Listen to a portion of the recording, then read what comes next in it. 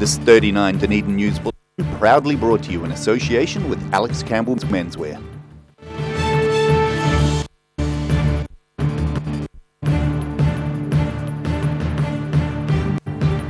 Tonight on 39 Dunedin News, department closure and degree changes unsettle many students. Dunedinites snuggle up in support of a nationwide appeal week. And a few All Blacks came to town. They didn't play rugby, but they did win hearts.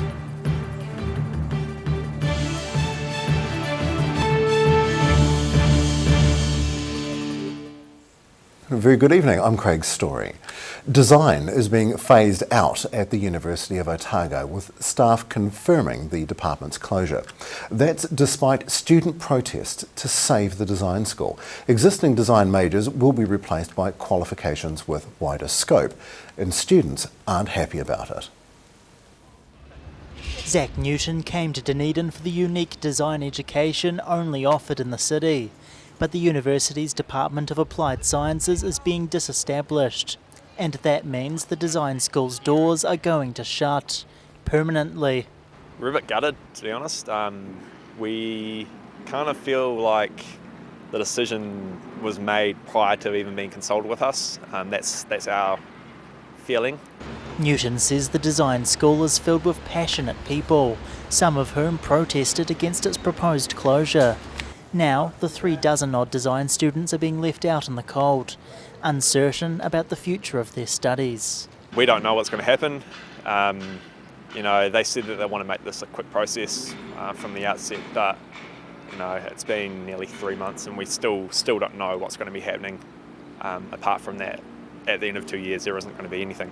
No one from the university was available for an interview, but they've released documents about their decision, citing low student numbers and increasing costs, as well as plans to create a new centre with new, all-inclusive majors. Uni staff also plan to help existing design students finish their degrees, but Newton doubts they'll be able to match the current programs, and students might walk. I don't think there is any other option for us, unfortunately. That was one of our key points, there isn't anything like this anywhere else in the country. We are a pretty unique course. There aren't many places around the world that offer this sort of course either. The design school's closure also means about 8 staff are losing their jobs, although new roles will be created, and those details should be firmed up by the end of the year. David DeLorean, 39 Dunedin News. Dunedin police are investigating 2 ram raids at Dunedin liquor stores which occurred very early this morning. A vehicle was used to ram the front door of Super Liquor in Kaikoura Valley Road just before 6 a.m. A witness reported seeing a white hatchback being driven near the store at the time. They also heard screeching tyres, believed to be from another vehicle. Staff are doing a stock take now to determine how much liquor was stolen, and police are reviewing security footage.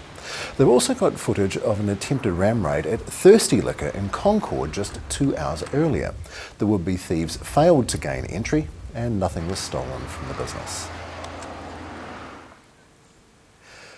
Several locals have snuggled into bed within the central city to raise awareness of a common disease.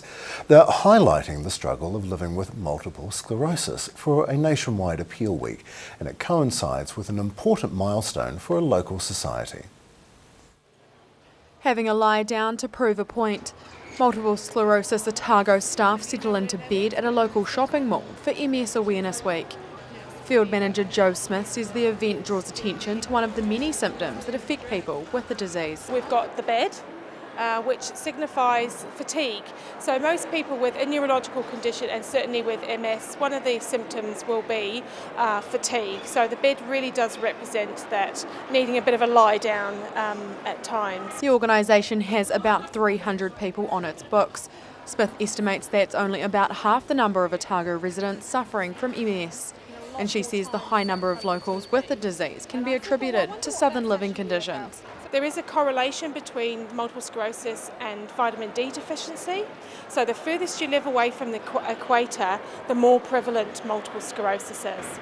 So for us down here, we've got a huge amount of a client base, but you may only have half of that in, say, Auckland. All the money collected locally during the awareness appeal stays in Otago.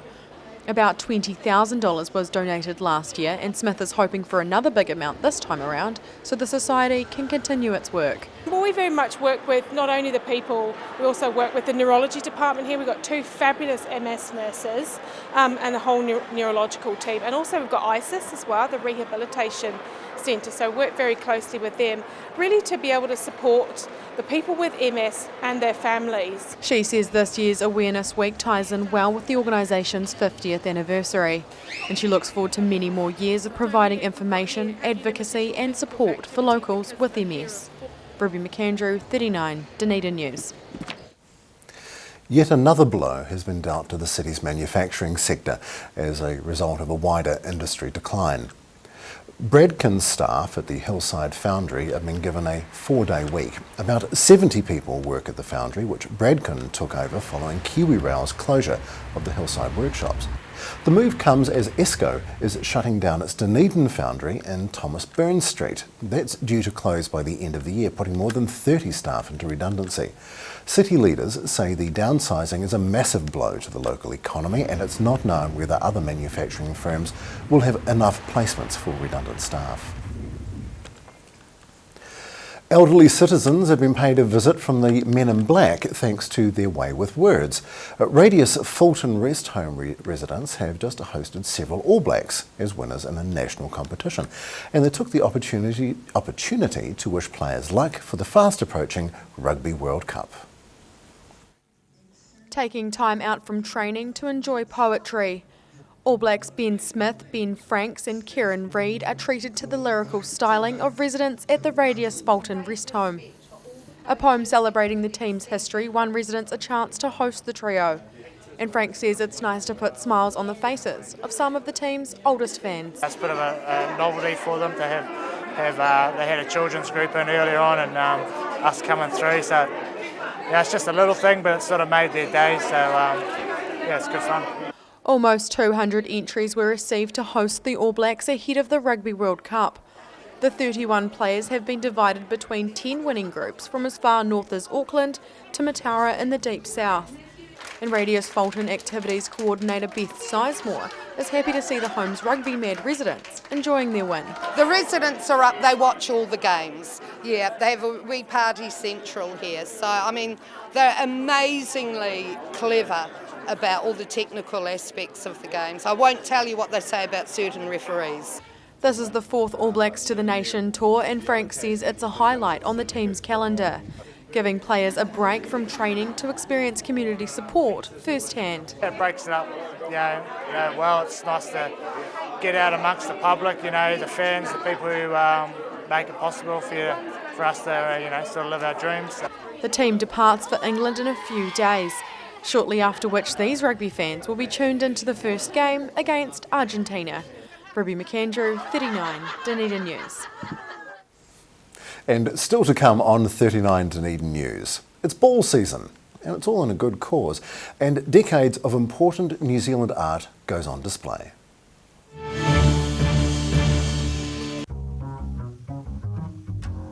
We can't guarantee what people will do once they leave here, but we can sure as hell try to make it better. We're making headways, especially with our offenders going out and the integration between our industries and the outside industries, like the real stuff. Society just needs to give these guys a chance. Here's something else to look forward to sinking your teeth into every weekend with the Otago Daily Times, the Weekend Mix, your guide to what's hot in fashion, entertainment, food and more. New weekend magazine in your ODT. Pick up your copy this Saturday. Every reason, every season, we're proud to dress the region. Alex Campbell Menswear, it fits. $128 tracks, dynamic automation, dual faders, and totally digital. This is state-of-the-art music production. The SSL Digital Console. You'll find one in the BBC studios in London, another at CBS studios in New York, and now one at the University of Otago. It's a good reason why our sound now sounds even better. My name is Maddie Parkins Craig, and this is my place in the world. Take your place in the world. Big Orange for all your movies, records, books and games. Pre-loved needs and vinyl records, 45s, DVDs. A South Dunedin family-owned business for over 15 years. Check us out on Facebook, opposite Westpac on the sunny side of King Edward Street. Quality Tailors, the alterations specialists, adjusting alterations made to measure. Quality Tailors, fitting Dunedin for over 15 years. Call 477 8028 162 Princess Street, one shop down from Darling Street.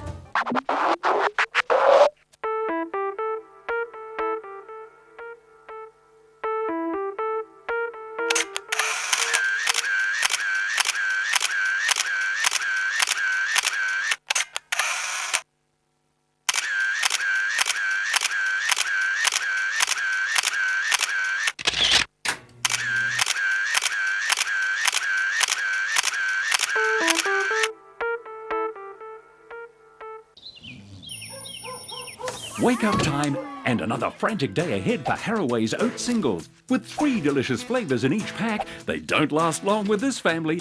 They're so convenient and tasty, and they're ready in seconds. Haraway's Oat Singles are the ideal breakfast or snack on the run for today's busy families. And there's a flavour to suit everyone. Beat the rush and make sure you get your favourite flavour. Haraway's Oat Singles. Try new Kiwi Favourites Caramel Variety Pack. Active Furnishers Limited, home of quality service with superior product and an in-house design team who are always happy to advise and create an imaginative solution for you. Active Furnishers Limited, part of Dunedin's design history. Pregnant? Need to talk? 24 hours a day, 7 days a week. Pregnancy counselling services are here to help. It's free, it's confidential. Call us now on 0800 773 462.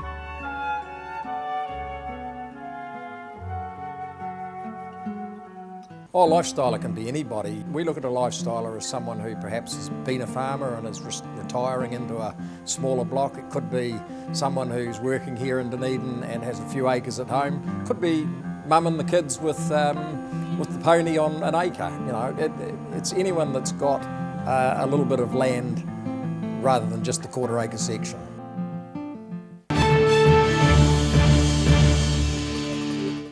Welcome back. 2 local companies have been struck off the company's register following liquidation proceedings. Jenny and Homes Otago was put into liquidation in August 2010. The Dunedin property franchise was tied up with incomplete housing developments and land sales, which have now been sorted out. Liquidators have also finished dealing with a local recycling company which ceased trading in November of 2013.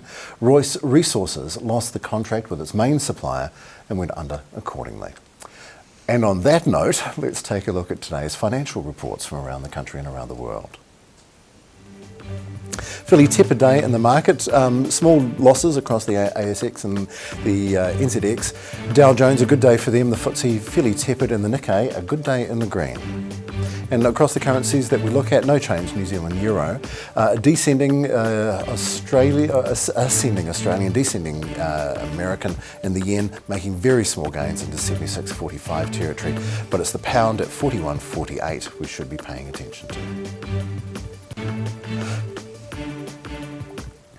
Local cancer patients and their families are set to benefit from a spring ball.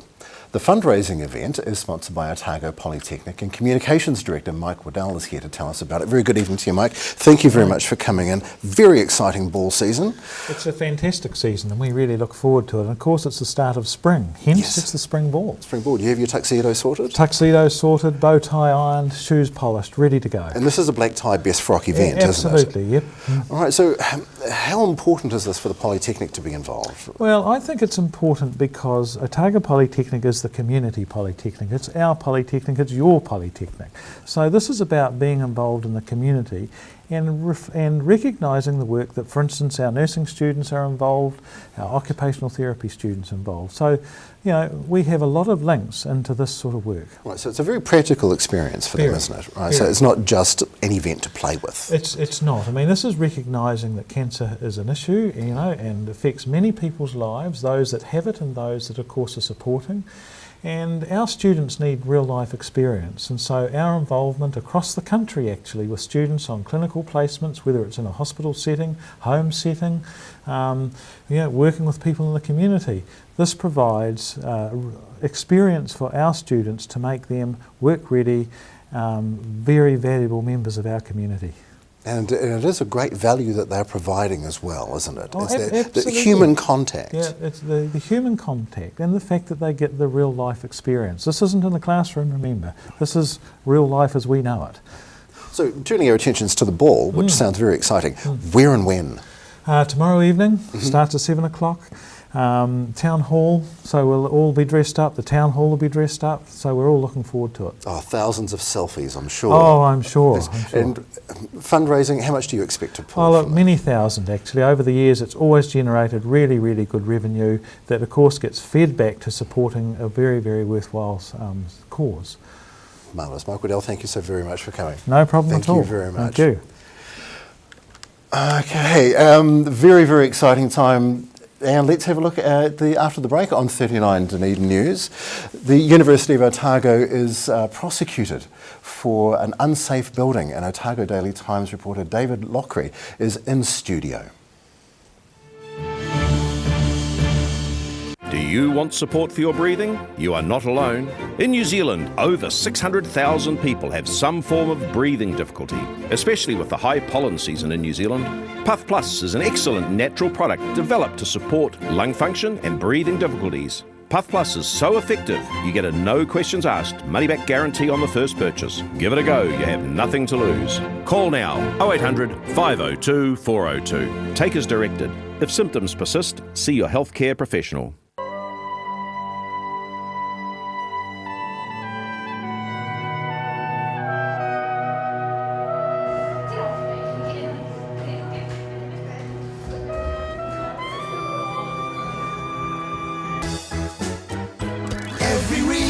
Every season, we're proud to dress the region. Alex Campbell Menswear, it fits.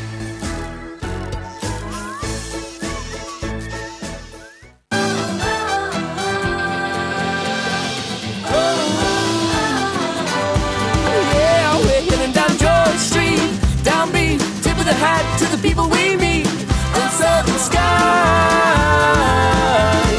Take your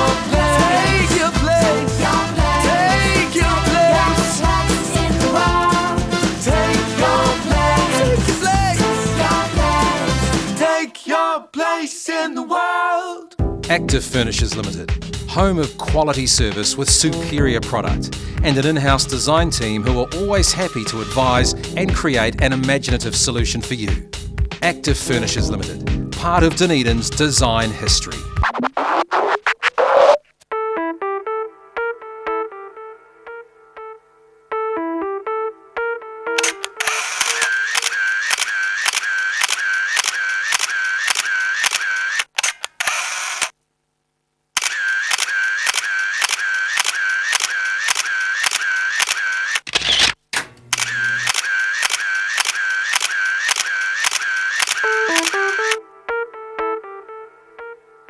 For 30 years, Southern Clams have harvested New Zealand littleneck clams in the coastal waters of Otago. Hand harvesting to order at the right place and time ensures perfection of every clam you eat. New Zealand littleneck clams, harvested for you by Southern Clams.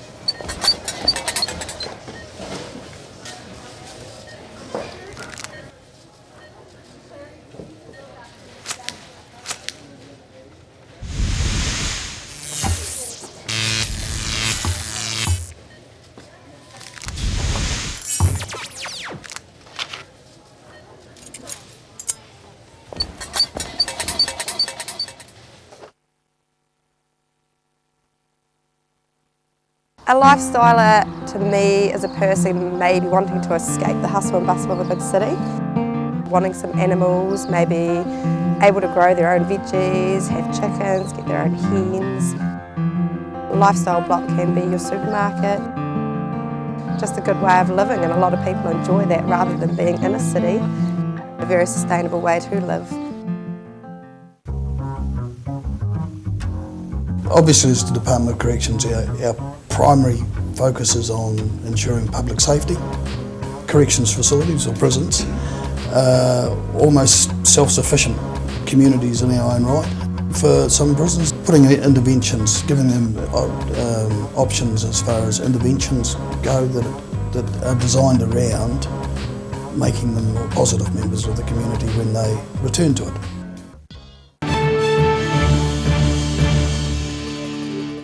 Welcome back. Just over $5.5 million has been allocated to the University of Otago for science research. The university is one of several institutions receiving a combined total of $96 million in government funding, and almost 50 different projects are being funded over the next 4 years through the Ministry of Business, Innovation and Employment. 5 of those have been undertaken by the Otago University researchers. And important aspects of New Zealand history are being highlighted in a local art exhibition. It covers several decades of work by various Kiwi photographers, including those from the south. Looking back in time, Dunedin Public Art Gallery staff admire the history on these walls, part of an exhibition collating the work of Kiwi photographers from as far back as 1868. And there's even work from locals in the mix. One of my particular favourites is by a Dunedin photographer, Gary Blackman, and it's actually work that came from the gallery's own collection, and it's called Children Watching Gorse Fire in North East Valley. The exhibition celebrates the Photo Forum organisation, which raised the profile of Kiwi photography in the 1970s. All the work featured has been published by the group over the past 40 years. And much appeared in the Photo Forum magazine, which hasn't been on shelves since the 1980s. But the aims of Photo Forum has continued right through to now with a series of lectures and exhibitions and talks and publications of other books and magazines. More than 120 works are exhibited, laid out to show the progression of New Zealand photography, from small black and white pictures to large colourful prints. And Gutsell says the public's loving the chance to glimpse everyday Kiwi life over the past 140 odd years. The proposal came across our desks and everyone immediately knew that the content, the artists involved, Lawrence Eberhardt, Gary Blackman, Anne Noble, Marie Shannon, it just would be a great show to have. The exhibition's travelled from Auckland, and Gutsell's glad to see it being well received locally, giving residents a historic insight before doors close in November. David DeLorean, 39, Dunedin News. University of Otago staff admit they've failed to make their Commerce building safe, despite a long history of injuries. A successful private prosecution against the university has uncovered the extent of mishaps and neglect. Otago Daily Times reporter David Lockery has been investigating the issue, and he joins us in the studio to discuss it. Very good evening, David, and thank you very much for coming in. The Commerce building, what can you outline for us the main problems with it? Well, they've had a problem since the early 90s, I think, when it was built, with water leaking into a very big atrium area.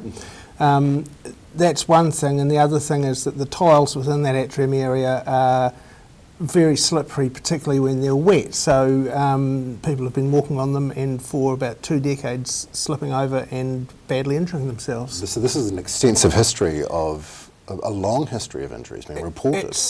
It's a remarkable history when you look through the list of what's happened. You've had 9-year-old kids being knocked unconscious, people breaking their spines, fingers, teeth, broken arms, sprained ankles. It just goes on, and it makes for a horrifying read. It's really surprising. And a 2-decade-long history of this. Yes. So what brought about the private prosecution? Surely private complaints must have been made before this.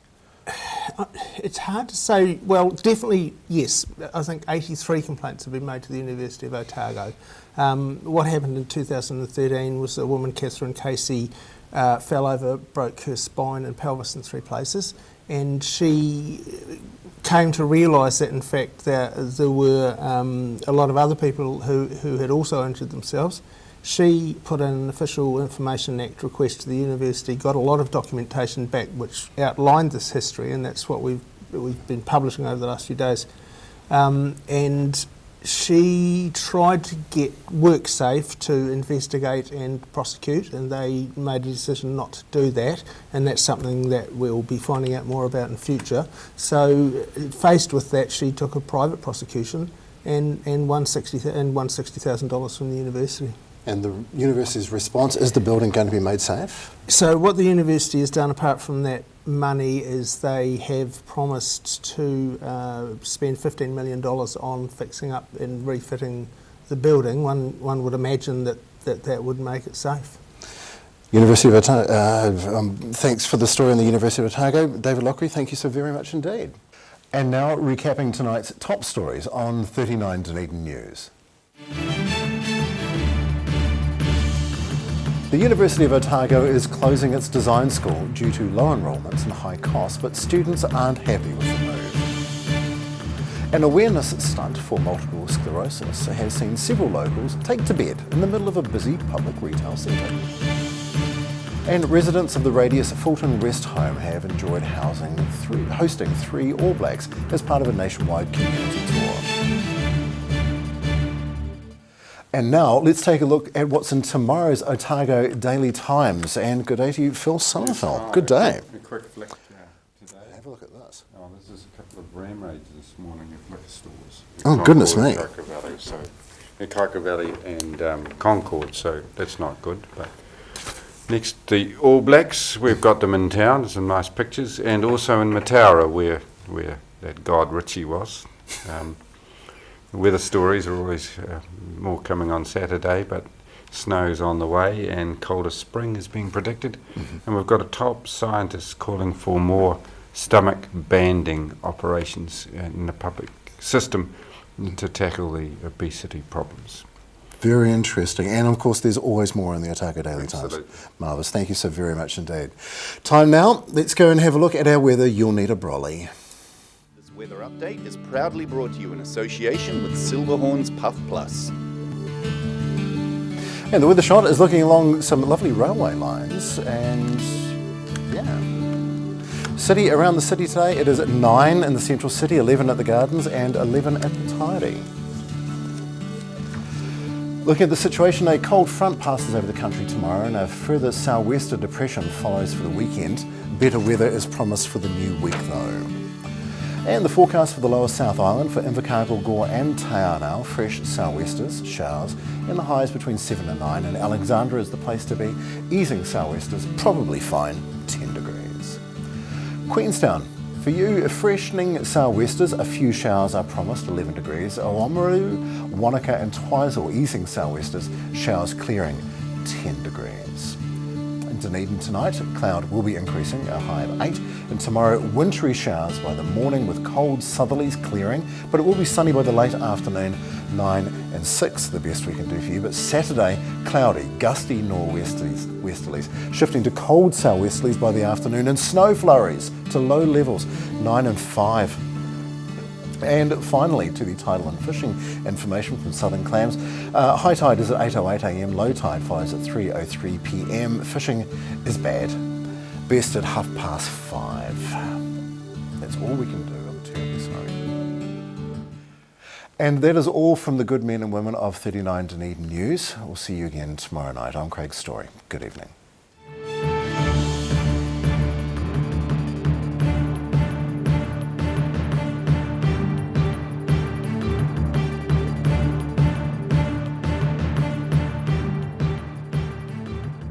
This 39 Dunedin News Bulletin proudly brought to you in association with Alex Campbell's Menswear. Supporting local content so you can see more of New Zealand on air.